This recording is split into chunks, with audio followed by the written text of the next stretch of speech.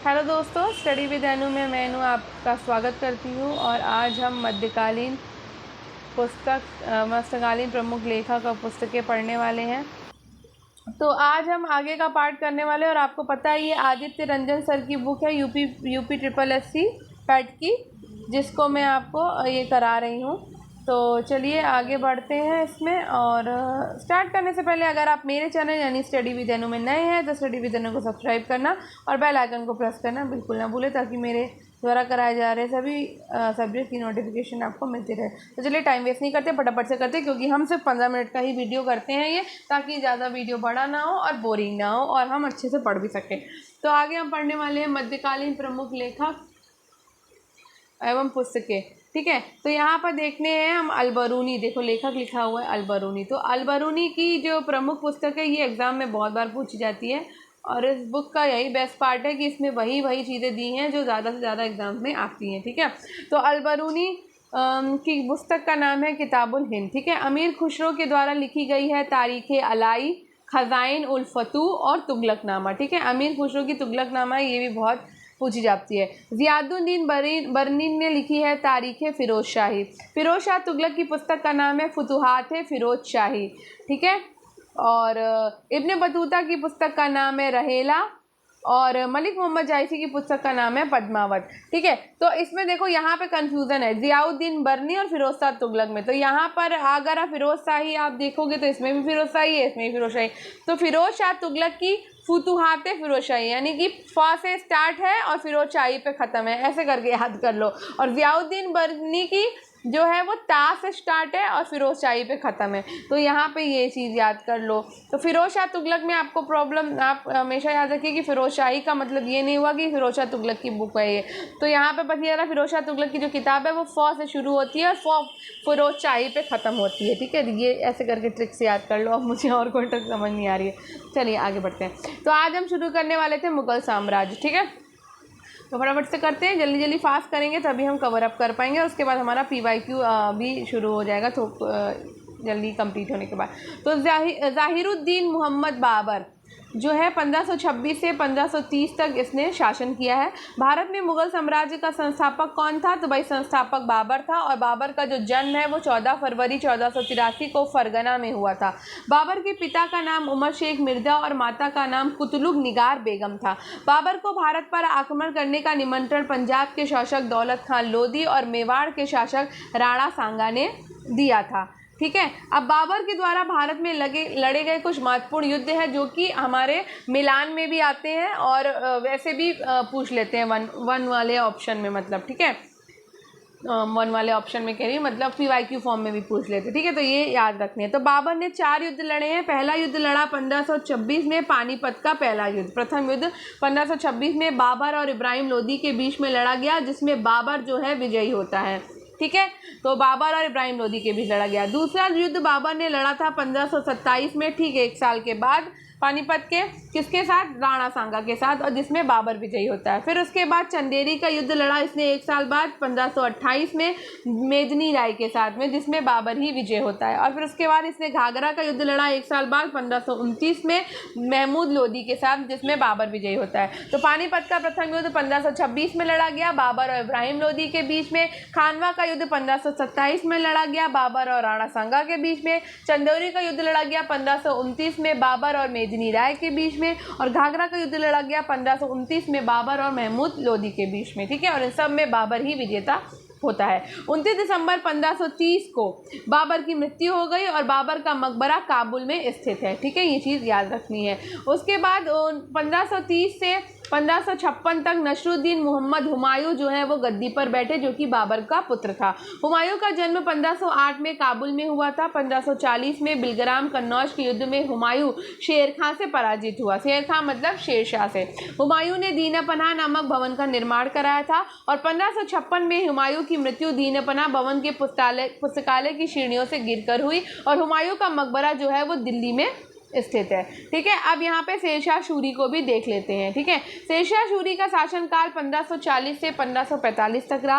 हुमायूं को भारत से निर्वासित कर शेरशाह सूरी ने सूर वंश की स्थापना की थी। शेरशाह का जन्म 1472 में हुआ था और उसका प्रारंभिक नाम फरीद खां था। उसने 1540 में आगरा में अपने राज्याभिषेक के समय शेरशाह की उपाधि धारण की थी। शेरशाह ने ग्रैंड ट्रंक रोड का निर्माण कराया था और शेरशाह की 1545 में मृत्यु हो गई और उसका मकबरा बिहार के सासाराम जिले में स्थित है। ठीक है, तो बीच में शेरशाह इसलिए आ गया क्योंकि हुमायूं के बाद शेरशाह ने मतलब उसको निर्वासित करके उसने सूरवंश की स्थापना करी थी और बहुत छोटे टाइम के लिए यानी सिर्फ 5 सालों के लिए उसका ये राजवंश चला था। उसके बाद जलालुद्दीन मोहम्मद अकबर बैठा था हुमायूं के बाद। 1556 से 1605 ईस्वी तक जलालुद्दीन मोहम्मद अकबर जो है वो शासन करते हैं। ठीक है, तो अकबर का जन्म जो है वो 15 अक्टूबर 1542 को अमरकोट के राणा बीरसाल के महल में हुआ था और अकबर की माता का नाम क्या था? हमीदा बानो बेगम था। 14 फरवरी 1556 को कालानौर पंजाब में अकबर के सेनापति बैरम खान ने अकबर का राज्याभिषेक कराया। 5 नवंबर 1556 को पानीपत का द्वितीय युद्ध हेमू और अकबर के मध्य हुआ। इस युद्ध में अकबर का प्रतिनिधित्व उसके सेनापति बैरम खान ने किया और युद्ध में अकबर की क्या हुई थी? विजय हुई थी। ठीक है, अब आगे बढ़ते हैं। 1576 में हल्दी घाटी का युद्ध महाराणा प्रताप और अकबर के मध्य हुआ और इस युद्ध में भी अकबर की विजय हुई। अकबर के दरबार में कितने नौरत्न सुशोभित थे? कौन कौन से? बीरबल, मुल्ला दो प्याजा, मानसिंह, तानसेन, हकीम हुकाम, टोडरमल, अब्दुल रहीम खान खाना, फैजी और अबुल फजल। ठीक है, 1605 में अकबर की मृत्यु हो जाती है और अकबर का मकबरा सिकंदरा आगरा में स्थित है। ठीक है, ये बात हमें याद रखनी है। आगे बढ़ते हैं। तो अकबर कंप्लीट हो चुका है, आगे चलते हैं। अब हम पहुंच गए अकबर के द्वारा किए गए महत्वपूर्ण कार्यों में, तो इससे भी क्वेश्चन आते हैं। ठीक है, 1562 में अकबर ने क्या किया? दास प्रथा का अंत कर दिया। 1563 में अकबर ने तीर्थ यात्रा कर की समाप्ति करी। 1564 में अकबर ने जजिया कर की समाप्ति करी। 1575 में मनसबदारी व्यवस्था की शुरुआत कर दी। 1582 में दास प्रथा का अंत किया और दीन-ए इलाही की घोषणा अकबर ने की थी। ठीक है, आगे बढ़ते हैं। अब उसके बाद शासन किसने किया? जहांगीर ने किया। जहांगीर 1605 से 1627 तक गद्दी पर बैठा। जहांगीर ने मेहरुन्निसा से विवाह किया और उसे नूरजहां की उपाधि दी। जहांगीर के शासनकाल में कैप्टन हॉकिंस और सर थॉमस रो भारत आए थे। जहांगीर की नवंबर 1627 में मृत्यु हो गई और उसका मकबरा शाहदरा में स्थित है। उसके बाद गद्दी पर बैठा शाहजहां, उसका जहांगीर का पुत्र शाहजहां 1627 से 1658 तक इसने शासन किया। शाहजहां ने अर्जुमंद बानो बेगम से विवाह किया जिसे मुमताज महल के नाम से जाना जाता है और उसकी याद में ताजमहल का निर्माण कराया। 8 जून 1658 को शाहजहां के पुत्र औरंगजेब ने उसे बंदी बनाकर आगरा के किले में कैद कर लिया। 1666 में शाहजहां की मृत्यु हो गई। ठीक है, अब औरंगजेब गद्दी पर बैठा था 1658 से 1707 ईस्वी तक। शाहजहां को कैद करने और युद्ध में अपने भाइयों को उत्तराधिकार के युद्ध में हराकर 1658 में औरंगजेब जो है वो गद्दी पर बैठा और इसके साथ ही हमारा मध्यकालीन इतिहास समाप्त होता है और अब हम पढ़ेंगे आधुनिक इतिहास को। ठीक है, तो अभी समय है तो इसलिए कंप्लीट करते हैं। तो सबसे पहले भारत में यूरोपीय कंपनियों का आगमन देखेंगे। तो 15वीं सदी में भारत आए यूरोपीय व्यापारिक कंपनियों का क्रम इस प्रकार था। सबसे पहले पुर्तगाली आए, फिर डच आए, फिर अंग्रेज आए, फिर डैन आए, फिर फ्रांसीसी आए। ठीक है, तो सबसे पहले पुर्तगाली देख लेते हैं। वास्को डी गामा समुद्री मार्ग से यात्रा करके भारत आने वाला क्या था? प्रथम पुर्तगाली तथा यूरोपीय यात्री था। 1498 में वास्को डी गामा अब्दुल मनीक नामक गुजराती पथ प्रदर्शक की सहायता से कालीकट पहुंचा और जहां कालीकट के शासक जैमोरिन ने उसका स्वागत किया। पुर्तगालियों ने 1503 में कोचीन में अपनी पहली व्यापारिक कोठी की स्थापना करी। ये इंपॉर्टेंट है। ठीक है, तो ये बहुत बार आता है कि पुर्तगालियों ने अपनी पहली व्यापारिक कोठी कहाँ स्थापित की? तो कोचीन में की। कब की? तो 1503 में की।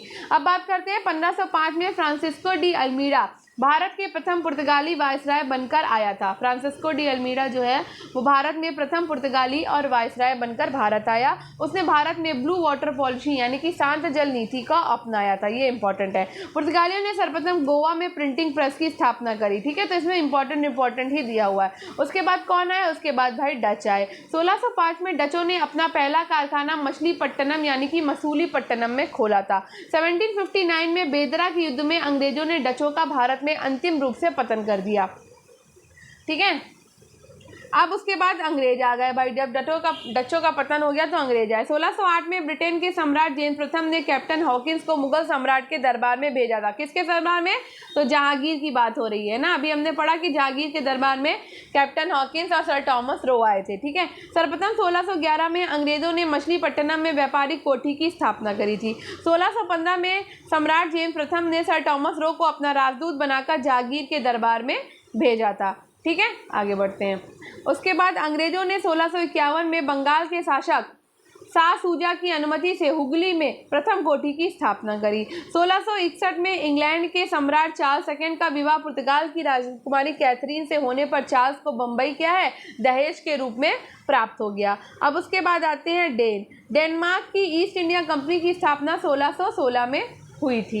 अब उसके बाद आ गए फ्रांसीसी। यूरोपीय कंपनियों के भारत आने के क्रम में फ्रांसीसी क्या है? वो सबसे अंत में आए थे। फ्रांसीसियों ने भारत में अपनी पहली कोठी 1668 में सूरत में स्थापित की थी। 1673 में फ्रांसीसियों ने पांडिचेरी की नींव डाली। फ्रैंको मार्टिन पांडिचेरी का प्रथम गवर्नर बना था। ठीक है, बंगाल पर अंग्रेजों का आधिपत्य देख लेते हैं। तो सिराजुद्दौला 1756 से 1757 ईस्वी तक अलीवर्दी खान की मृत्यु के बाद बंगाल का नवाब बना था। ठीक है, प्लासी का युद्ध हुआ 23 जून 1757 को। प्लासी का युद्ध अंग्रेजों के सेनापति रॉबर्ट क्लाइव और बंगाल के नवाब सिराजुद्दौला के मध्य हुआ। अपने सेनापति मीर जाफर के धोखे की वजह से नवाब सिराजुद्दौला की हार हुई।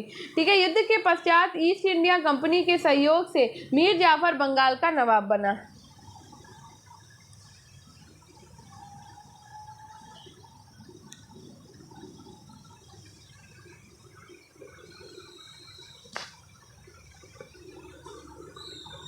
मीर जाफर का बंगाल का नवाब बना। ठीक है, उसके बाद क्या होता है? उसके बाद बक्सर का युद्ध होता है अक्टूबर 1764 में। ठीक है, बक्सर के युद्ध में कंपनी के कमांडर हेक्टर मुनरो ने सुजाउद्दौला और मीर कासिम को परास्त कर दिया।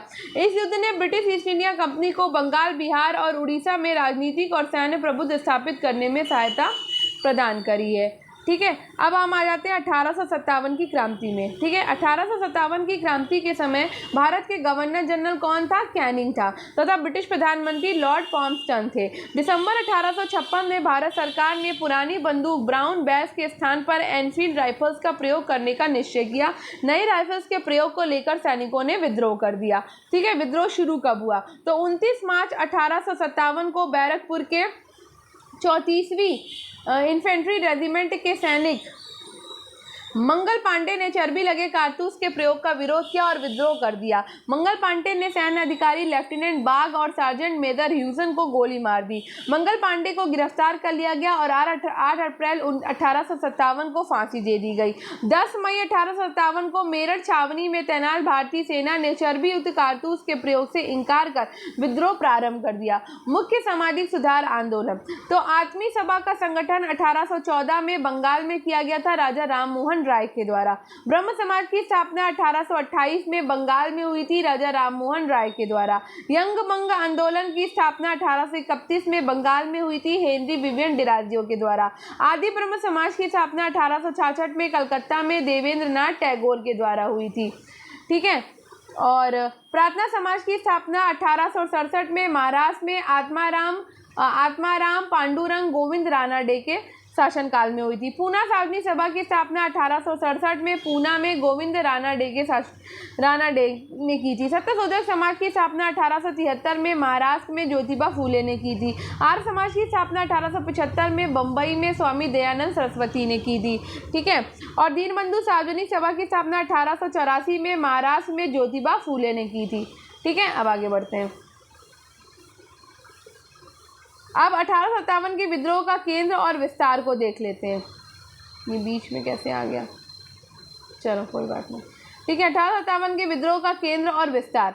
तो दिल्ली में बहादुर शाह द्वितीय और बख्त खां विद्रोही नेता थे और वहाँ पे जो दमनकारी था मीर निकोलसन और हडसन था। कानपुर से नाना साहब और तात्या टोपे लड़ रहे थे और दमन कर रहा था कॉलिन कैम्पबेल और हैवलॉक। लखनऊ और अवध से बेगम हजरत महल लड़ रही थी और दमन कर रहे थे कैम्पबेल, हैवलॉक और आउटरम। झांसी ग्वालियर से लड़ रहे थे रानी लक्ष्मीबाई और तात्या टोपे और दमनकारी जो था अंग्रेज वो जनरल ह्यूरोज था। जगदीशपुर से कुंवर सिंह लड़ रहे थे और दमनकारी था विलियम टेलर और विसेंट आयर। ठीक है। फैजाबाद से मौलवी अहमदुल्ला लड़ रहे थे और दमनकारी थे जनरल रेनॉल्ड। ठीक है। और उसके बाद बरेली से खान बहादुर खान लड़ रहे थे और दमनकारी अंग्रेज था विसेंट आयर कैम्पबेल। इलाहाबाद से लियाकत अली लड़ रहे थे और दमनकारी था कर्नल नील। अब बात करते हैं प्रमुख राजनीतिक विद्रोहों की। तो सन्यासी विद्रोह आपका 1770 से 80 में बंगाल में हुआ था। केना सरकार इसके नेता थे। वहाबी आंदोलन 1820 से 70 में हुआ था। इसके वो थे पेशावर, पटना, सैयद अहमद राय बरेलवी। कूका से आप 1860 से 70 में पंजाब में हुआ था। भगत जवाहरमल और राम सिंह कूका थे। भील से 1818 से 31 में लड़ा गया। पश्चिमी भारत खानदेश और शेवाराम हिरिया थे इसके। ठीक है। और कोल जो है वो 1831 से 32 में लड़ा गया। पानभूम, सिंहभूम, रांची, बुद्ध भगत, छोटा नागपुर।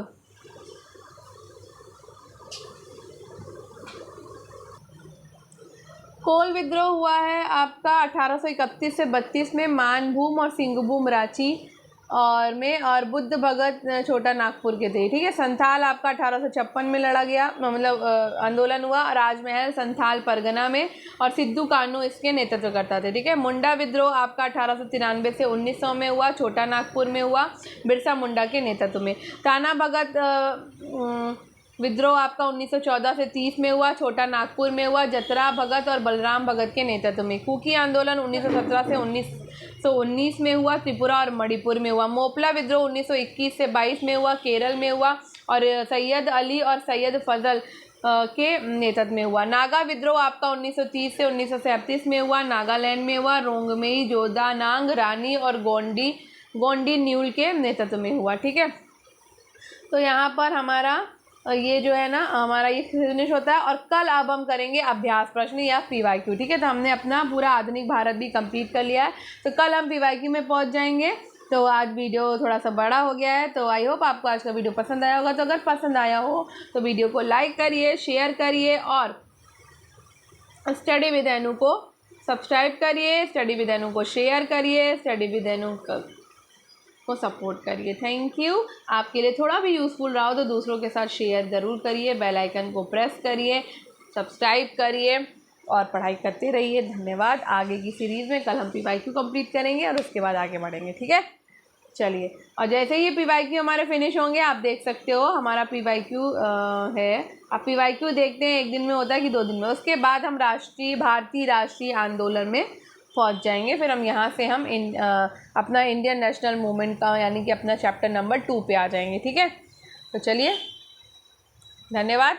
मैं चाहती तो ये भी आपका ये जो इतना टॉपिक है, कितने पेजेस हैं ये पूरे, ये आपके 13 पेजेस, मैं चाहती तो आपके एक वीडियो में ही फिनिश करा सकती थी, लेकिन मुझे लगा कि बोर ना हो और बहुत सारा एक साथ आपको ना मतलब वो करना पड़ेगी, अरे बहुत लेंदी हो गया है, कुछ समझ नहीं आ रहा। इस वजह से मैंने छोटा छोटा वीडियो किया है। छोटा वीडियो रहता है तो आप वीडियो को 2-3 बार रिपीट करके देख सकते हो और उससे आपको तैयार भी हो जाएगा। तो धन्यवाद। मिलते कल अपने PYQ के साथ में। तब तक बने रहिए। आपका दिन शुभ हो।